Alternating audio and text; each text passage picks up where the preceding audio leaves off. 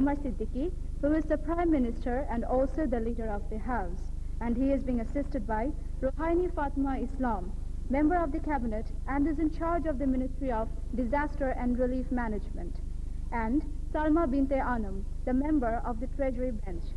The opposition bench is being represented by Asif Hussain, who is the Leader of the Opposition, while he will be assisted by Mohiul Islam, who is the Deputy Leader of the Opposition, and Khandakar Zunaid Rabbani, Member of the Opposition Party. The honorable adjudicators of this session are Dr. Sheikh Abdus Salam, DG, Press Institute of Bangladesh, PIB, Dr. Shagar Moi Borua, Associate Professor, Institute of Nutrition and Food Science, Dhaka University, Dr. Mustafizur Rahman, Professor, Department of Accounting, Dhaka University, Mrs. Naz Karim, Head of the Department, Department of Psychology, Begum Badrunnisa Government Girls College, Dhaka, and AFM Alamgir Khan, Professor and Chairman, Department of English, Dinajpur Government College. The Honorable Speaker of the House is Dr. Syed Manzoorul Islam, Professor, Department of English, Dhaka University.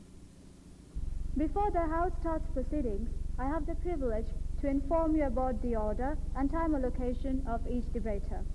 Prime Minister, 4 minutes. Leader of the Opposition, 5 minutes. Member of the Cabinet, 5 minutes. Deputy Leader of the Opposition, 5 minutes. Treasury Bench Member, 5 minutes. And the Opposition Member, 5 minutes.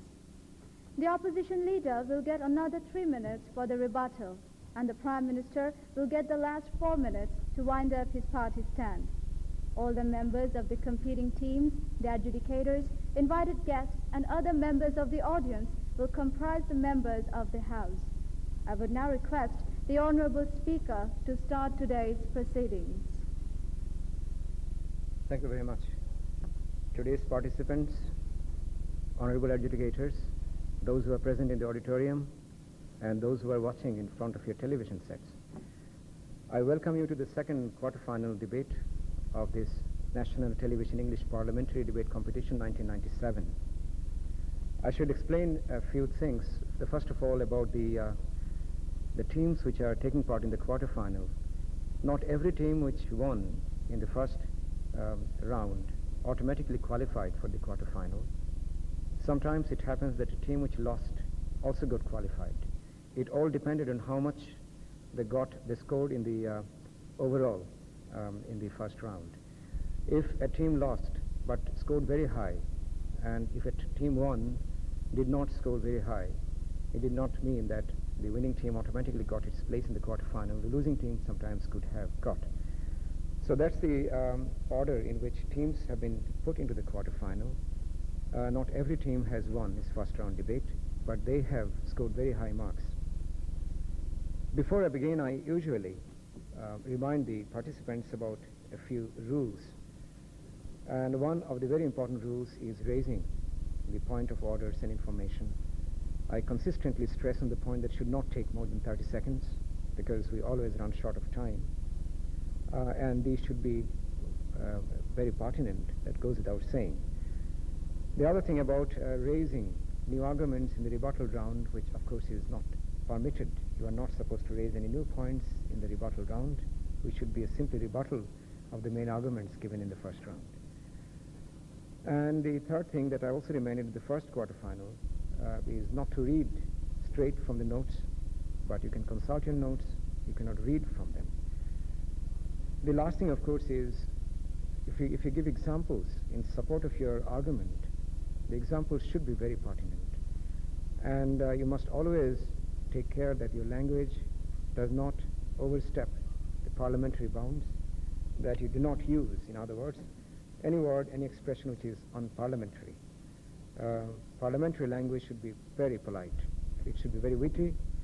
You can use rhetorics. A lot of parliamentarians use rhetorics, but within the bounds of decency, not direct attacks on anyone, not calling somebody's names, but very, very witty, argumentative, refreshing language, not touching anybody's personal stature. The two teams have gone through the first round of debates. I'm sure They have scored very well, and these two teams should perform quite well today. That's our expectation and that's our hope. Let me invite the Honorable Prime Minister to place his bill in the House, and let me start the proceedings of the House. Thank you.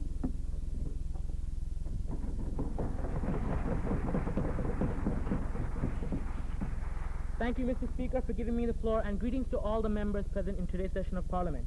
Mr. Speaker, may I have your permission to present today's bill before the House? Yes, you have the permission. Thank you.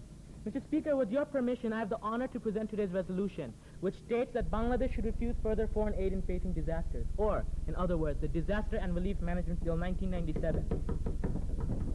Firstly, I would like to clearly define the terms involved. A disaster is a situation which leads in great destruction, loss, or misfortune. It may be a natural disaster, such as in the case of a flood or cyclone, or it may be a man-made disaster, for example, an air mishap or industrial accident. Now, foreign aid is material help given by other countries to assist us in dealing with our problems. However, I should make it quite clear, however, that our bill only concerns natural disasters and disaster aid. Therefore, refusal of economic aid or any other form of assistance is not being discussed. Mr. Speaker, Bangladesh is a developing country, a self-respecting nation of proud people. That, however, is hardly the picture of the nation see, especially when year after year, the authorities of our country fall on their knees, asking for help through aid for problems we should have at least tried to solve ourselves. Yes, Mr. Speaker, it is a fact. Bangladesh lies in the coastal regions. Floods, cyclones, these are regular features of Bangladesh. But, Mr. Speaker, can we assume that just like disasters, aid will remain as a regular feature? Mr. Speaker, can we assume that when countries do give aid, they do not do so only with the greatest of repulsion and aversion? Mr. Speaker, can we assume that sooner or later these countries will not become sick and tired of a nation constantly asking for help? Mr. Speaker, the fact is we cannot constantly depend on foreign aid. More often than not, it is insufficient, of the wrong type, and comes long after it is desperately needed. Moreover, we do not have any guarantee that we are going to ever get this aid. We did not receive any aid for the Malguchala gas field incident recently. Mr. Speaker, dear opposition members, what aid have we received for the cyclone that struck this country on the 27th of September this year? Mr. Speaker, the fact is that this aid has acted more as a hindrance than as a cure. We have taken help for granted, thereby ignoring the necessity to try our level best to find a long-lasting solution. Only when we remove such options do we try our best and finally succeed in finding a solution. Mr. Speaker, what we do aim to do is to remove those factors which are unpredictable and undependable and replace them with long-term management measures, some of which I would now like to describe. Firstly, Mr. Speaker, proper forecasting and monitoring will be assured so that we have a head start before any precautions. The government will we will accumulate other such forms of relief such as clothes as well as medicine. Areas in greater risk, however, must be made more disaster resistant and they must be well equipped. For example, in Chittagong and adjoining areas, we already have about 1,400 cyclone shelters capable of accommodating about 650,000 people. While usefully, we'd still be in northern and western coastal belts. We will try to assist also in making housing more durable and disaster resistant. We will also educate people living in rural areas often affected as to what measures they should take to protect themselves and their property. Mr. Speaker, a very likely question would be about finance. Yes, Mr. Speaker, finance is obviously a major issue to be considered.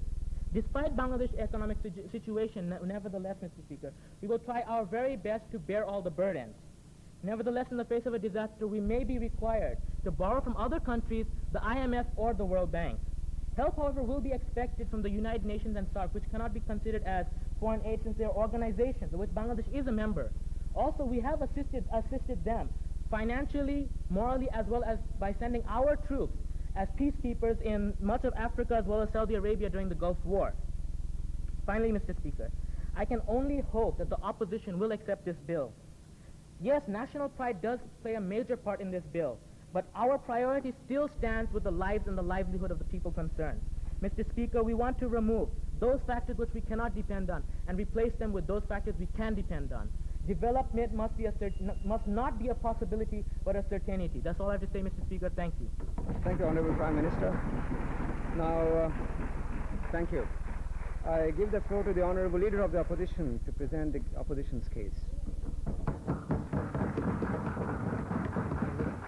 Thank you.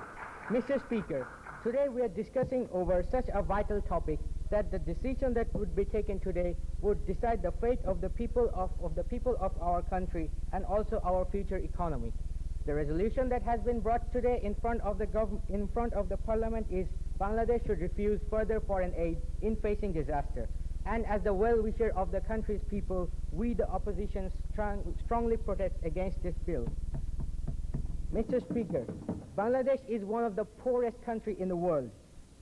The average income is only $220 per head per year, and more than 70% people of this country live below the poverty level. Meals a day, and many people go to bed with uncertainty that how they will earn money to buy food the next day.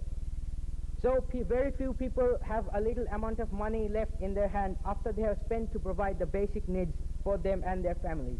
So there is lack of investment in every section, and for these reasons we have very few heavy industries in our country. Industries play a vital role in developing a country's economical structure, but as we are lack of it, our economy heavily depends on our agriculture. And as Bangladesh is a tropical country, cyclones, storms, floods, and such other natural disasters strike our country every year, damaging our grains and crops. So our economy completely depends on the mercy of the nature. These calamities strike, killing thousands of people and leaving thousands behind homeless without food, and destroying wealth worth hundreds and crores of taka. These natural calamities leave the people of the affected areas as incapable as a child. They have no food to eat, and as their living places are destroyed, they have to pass days under the hot sun and long nights under the open sky. In a miserable situation like this, foreign aid is the only way that can help them to overcome their difficulties. Because the government fund is not strong enough to provide the huge amount of cash and time that is needed to overcome these problems, foreign aid helps them to start their life again. It helps them to dream again, and it mainly puts their life back on track again. We can get this aid financially or either technically. According to our opposition, what if we do refuse foreign aid? Then we have two...